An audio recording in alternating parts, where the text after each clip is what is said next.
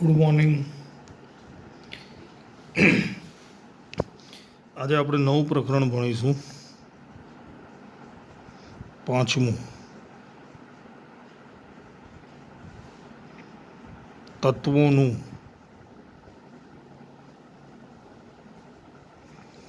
આવર્તી વર્ગીકરણ.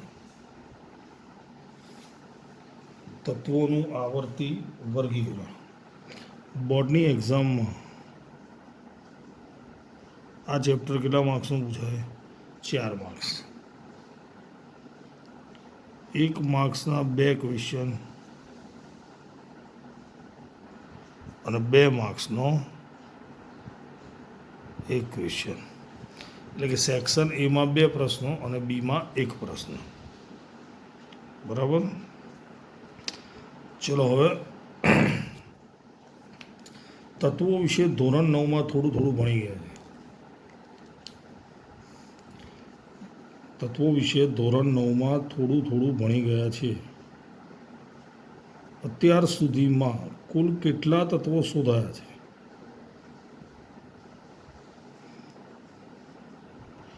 તો 118. કેટલા? 118.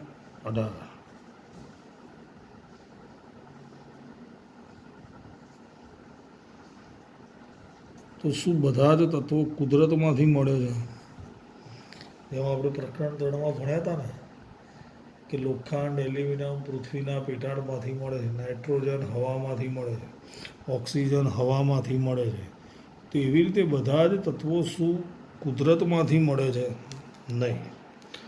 94 તત્વો જ કુદરતમાંથી મળે છે.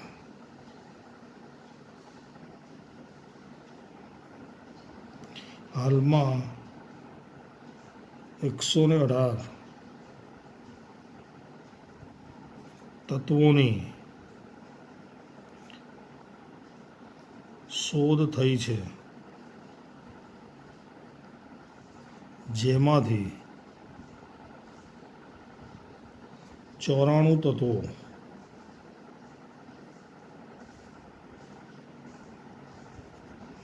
કુદરતમાંથી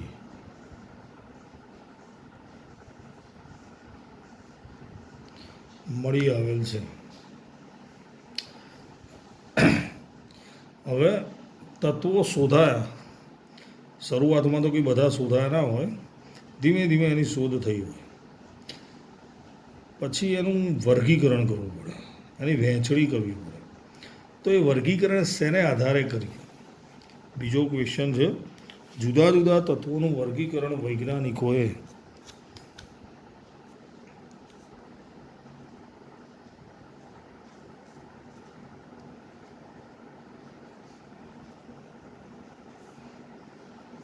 જુદા જુદા તત્વોનું વર્ગીકરણ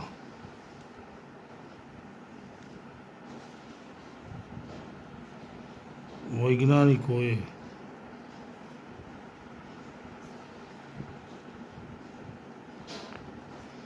શાને આધારે કર્યું અને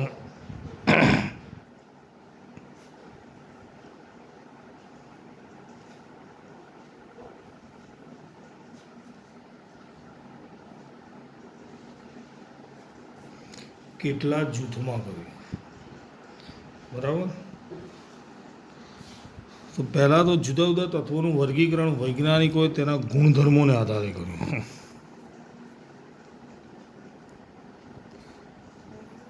જુદા જુદા તત્વોનું વર્ગીકરણ વૈજ્ઞાનિકોએ તેના ગુણધર્મોને આધારે કર્યું. સૌપ્રથમ વૈજ્ઞાનિકોએ તત્વોનું વર્ગીકરણ 2 જૂથમાં કર્યું. સૌપ્રથમ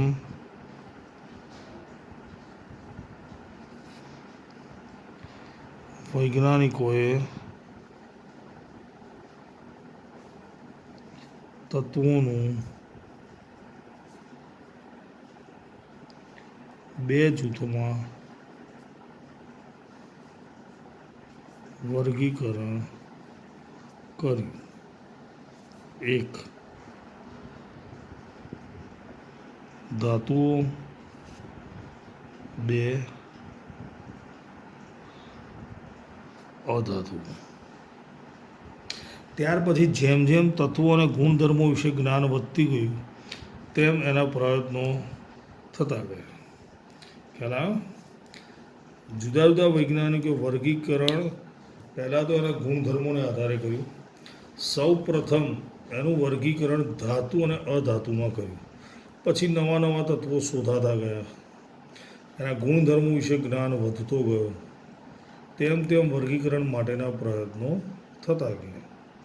ખ્યાલ આવ્યો દરેકને? ચલો, સૌ પ્રથમ ડોબ્રેનર નામના વૈજ્ઞાનિકે વર્ગીકરણ માટેનો નિયમ આપ્યો. એટલે આપણે જોઈએ એના પછીનો પ્રશ્ન. ડોબ્રેનરની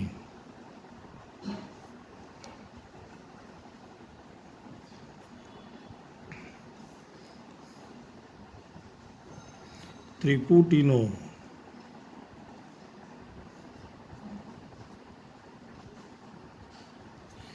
નિયમ સમજાવો. ચલો, 1817 જર્મન રસાયણ વૈજ્ઞાનિક, કઈ સાલમાં? 1817. 2 માર્ક્સનો પ્રશ્ન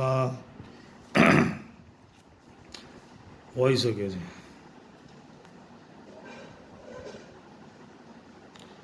1817 જર્મન રસાયણ વિજ્ઞાની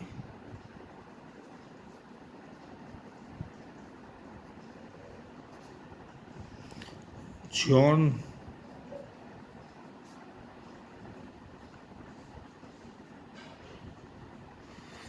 વુલ્ફગેંગ ડોબ્રેનર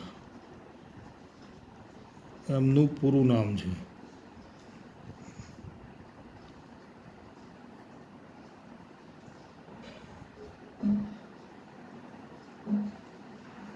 સમાન ગુણધર્મોને આધારે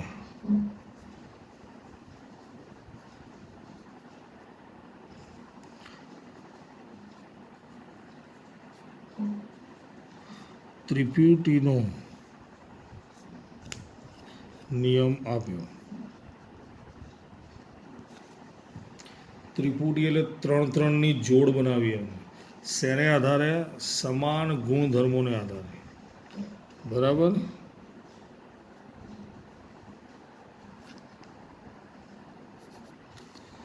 હવે આપણે જોઈએ નિયમ કે ત્રિપુટીમાં રહેલા 3 તત્વોને તેના પરમાણુય દળના ચડતા ક્રમમાં ગોઠવવામાં આવે. શું કહે છે? ત્રિપુટીમાં રહેલા 3 તત્વોને તેના પરમાણુય દળના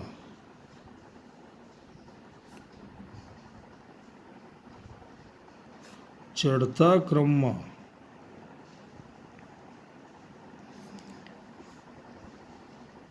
ગોઠવવામાં આવે ત્યારે મધ્યમાં રહેલા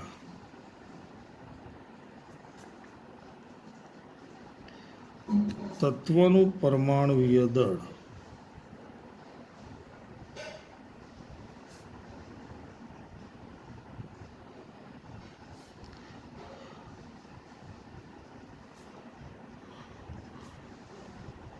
અન્ય 2 તત્વોના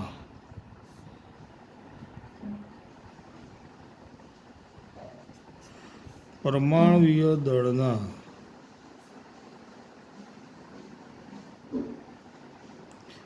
સરેરાશ જેટલું હોય છે.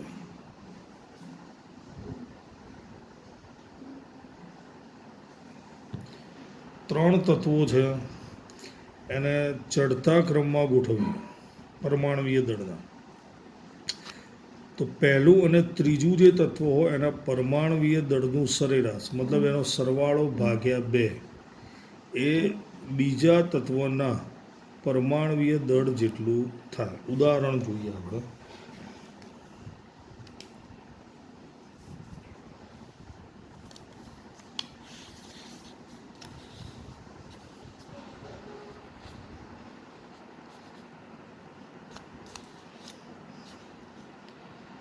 પહેલાં અહીંયા આવશે તત્વ પરમાણવીય દળ. પહેલું તત્વ છે Li_Na લિથિયમ સોડિયમ પોટેશિયમ. આનું દળ છે 6.9. આનું છે 23. આનું છે 39.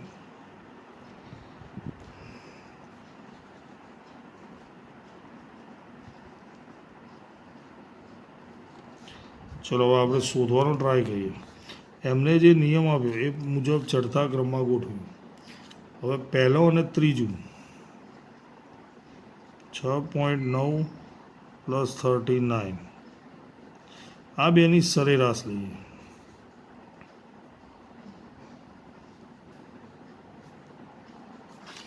45.9/2. હવે આનો ભાગાકાર કરીએ 22.95 એટલે 23 જ કહેવાય ને. આવી ગયું આના જેટલું. પહેલા અને ત્રીજાની સરેરાશ બીજા તત્વના પરમાણવીય દળ જેટલી થાય છે. ખ્યાલ આવ્યો દરેકને? આ રીતે બરાબર.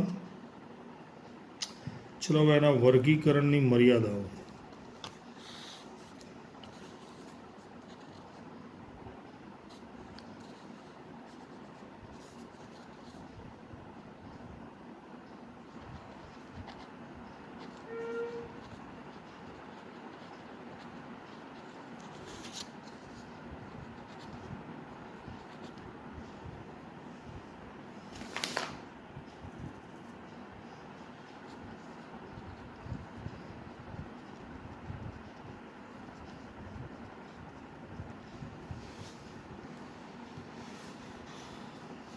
એ સમયે એમણે 3 જ ત્રિપુટી બનાવી માટે આ પદ્ધતિ સફળ રહી નહીં.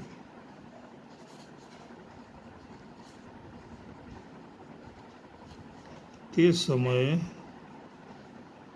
તેમણે 3 જ ત્રિપુટી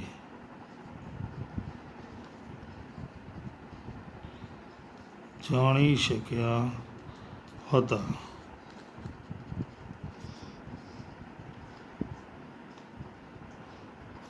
મારે આ પદ્ધતિ સફળ ન રહી.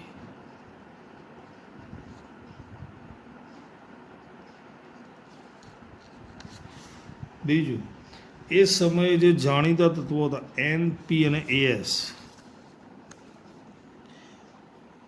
એવા તત્વોને ત્રિપુટીમાં સમાવી શકાયા નહીં.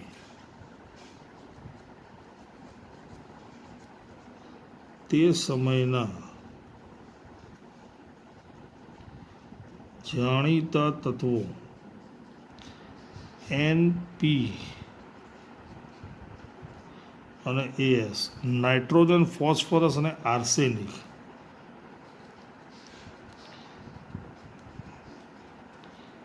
જેવા તત્વોને પણ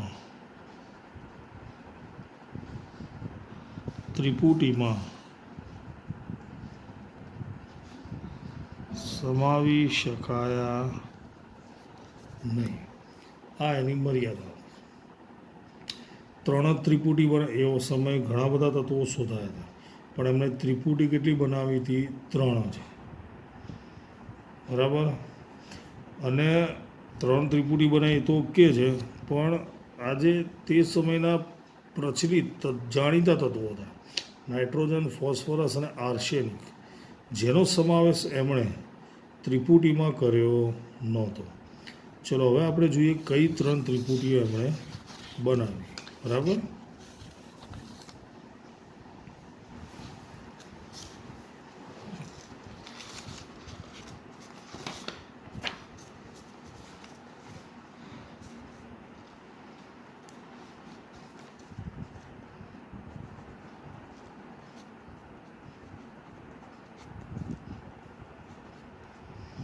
ત્રિપુટી 1 તત્વ પરમાણુય દળ, જે હમણાં ઉદાહરણમાં લખી હતી એ LiNaK 6.9 23 39.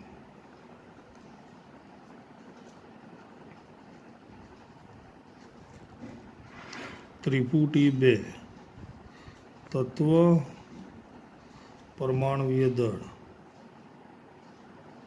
CaSrBa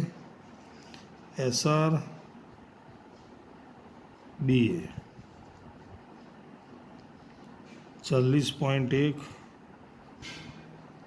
87.6 137.3. બરાબર. એવી રીતે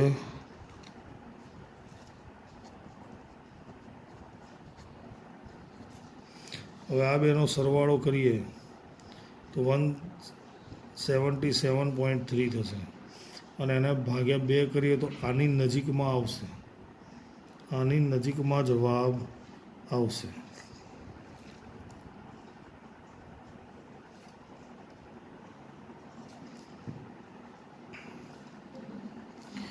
ClBrI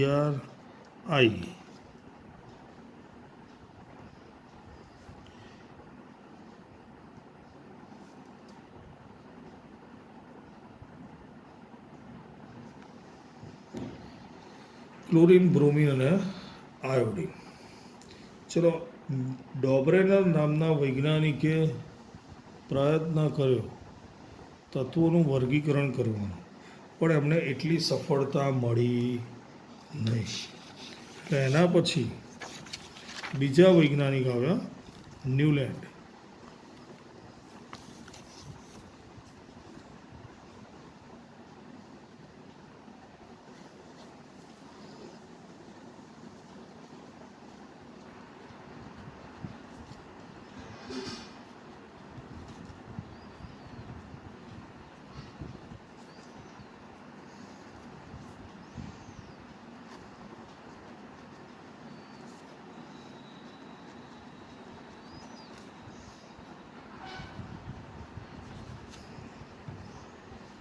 ન્યુલેન્ડનો અષ્ટકનો નિયમ લખો. 1866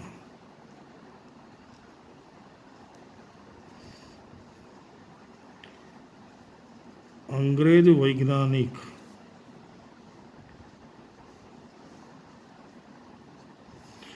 જ્હોન ન્યુલેન્ડે તત્વોને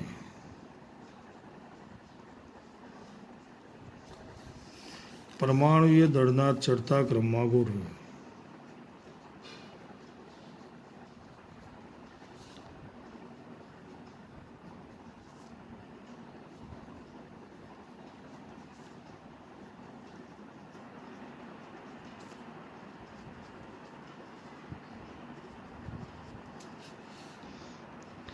તેને સૌથી ઓછા પરમાણુય દળ ધરાવતા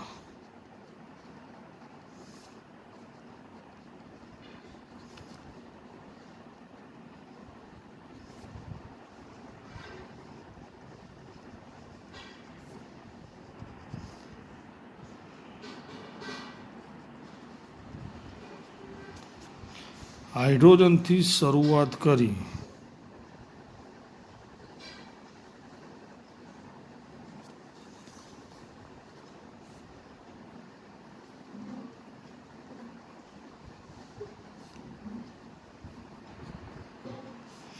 અને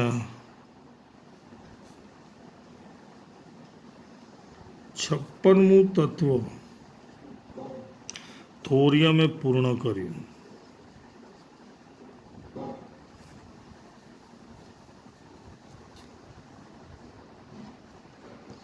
ટૂંકમાં એમણે 56 તત્વોની ગોઠવણી કરી. કેટલા તત્વોની? 56. બરાબર. ચલો હવે આપણે લખીએ એનો નિયમ.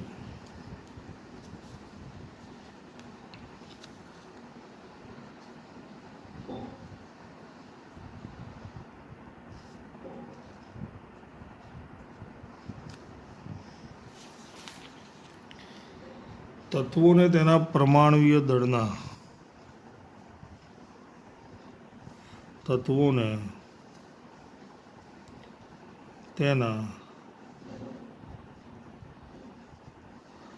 પરમાણુય દળના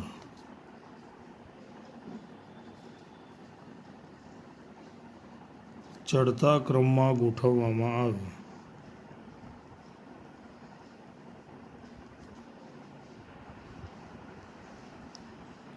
ત્યારે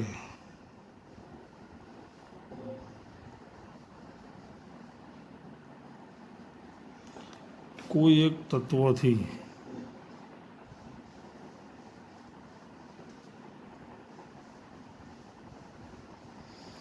આઠમા તત્વનો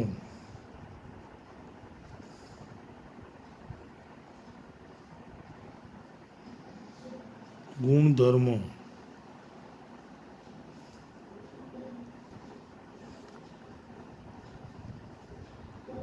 સમાન જોવા મળે છે. સંગીતના સૂરની જેમ. સંગીતના સૂરમાં આપણે શું કહીએ છીએ? સા રે ગ મ પ ધ ની. 7 થયા અને 8મું આવે પાછું સા. પહેલું અને 8મું કેવું હોય? સરખું. બીજું અને 9મું સરખું. ત્રીજું અને 10મું સરખું. સમજ પડી? એમ સંગીતના સૂરની જેમ અથવા સંગીતના સૂર સાથે એની તુલના થઈ શકે અને એના ગુણધર્મો સરખા થશે. આ રીતે.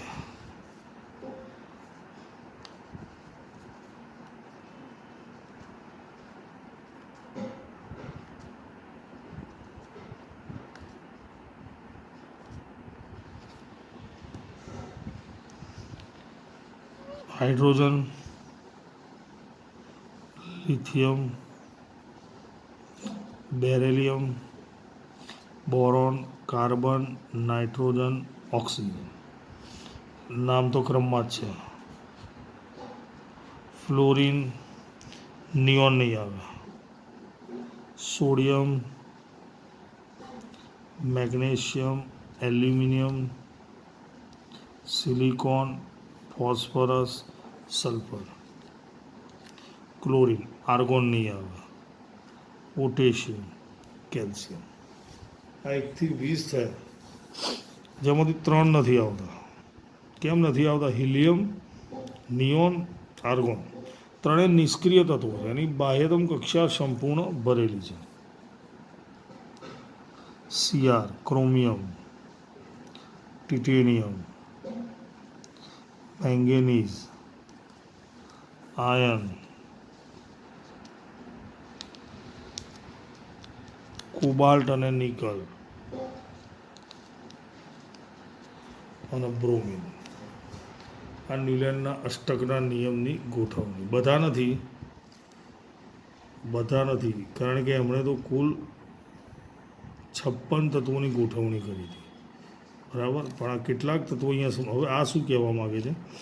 આ લાઇનમાં જે 3 છે એલા એને કે એના ગુણધર્મો સરખા હોય. આના ગુણધર્મો સરખા, આના સરખા, આના સરખા. કારણ કે દેખીતી વસ્તુ છે. દરેકની છેલ્લી કક્ષામાં 1 ઇલેક્ટ્રોન છે તો રાસાયણિક ગુણધર્મો સરખા જ હોય. દરેકની છેલ્લી કક્ષામાં 2 ઇલેક્ટ્રોન છે. સમજ પડી? પણ એમના સિદ્ધાંતની પણ કેટલીક મર્યાદાઓ છે.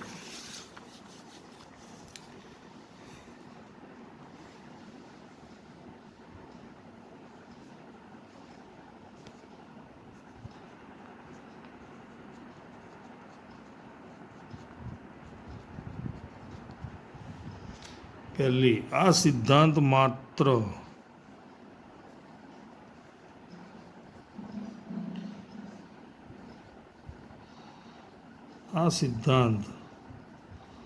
માત્ર કેલ્શિયમ સુધીના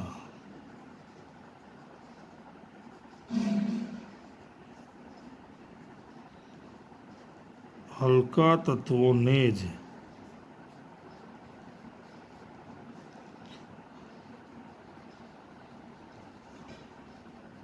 લાગુ પડતો હતો.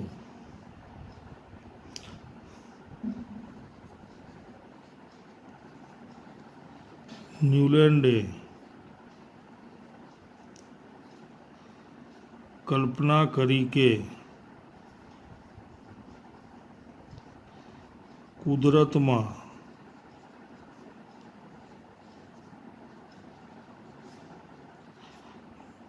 માત્ર 56 તત્વો જ હાજર છે. એવું એમણે વિચાર્યું.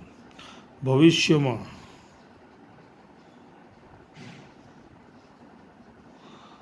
કોઈ તત્વ શોધાશે નહીં.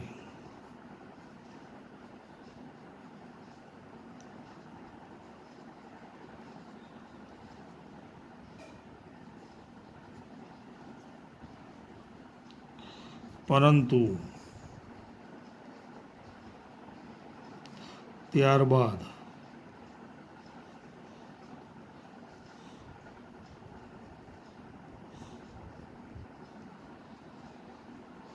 અનેક નવા તત્વો શોધાયા.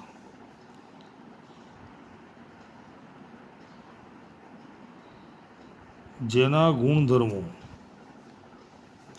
અષ્ટકના સિદ્ધાંતમાં બંધ બેસતા નથી.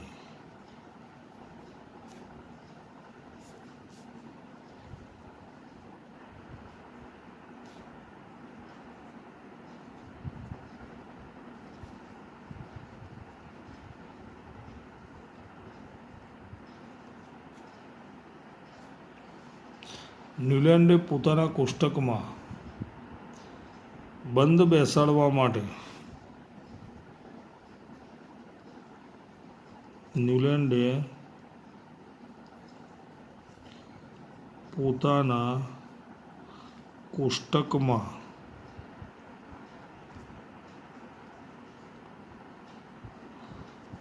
બેસાડવા માટે બે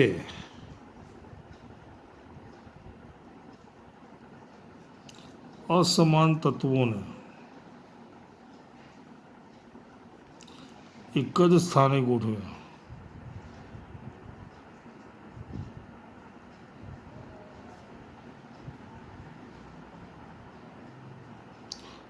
જેમ કે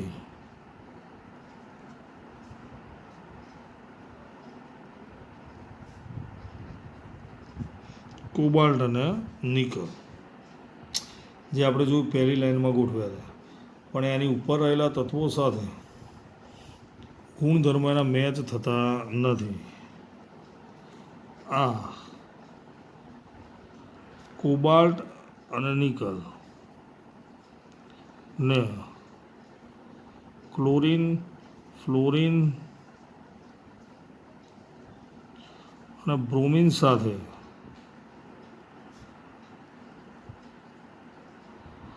ગોઠવ્યા.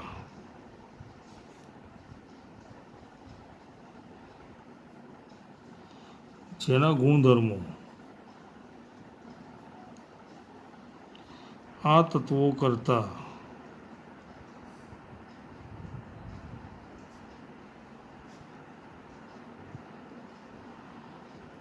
ખૂબ જ જુદા છે. જ્યારે Fe એ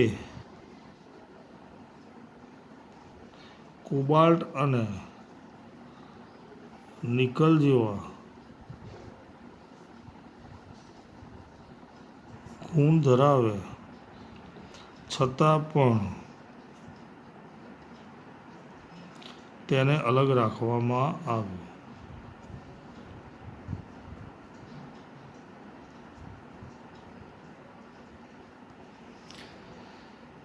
આને કહેવાય ન્યુલેનના અષ્ટકના નિયમની મર્યાદાઓ. ખ્યાલ આવી ગયો? 4 મર્યાદા છે. કેલ્શિયમ સુધીના હલકા તત્વોને જ લાગુ પડતું હતું, એનાથી ભારો તત્વો માટે હતું નહીં.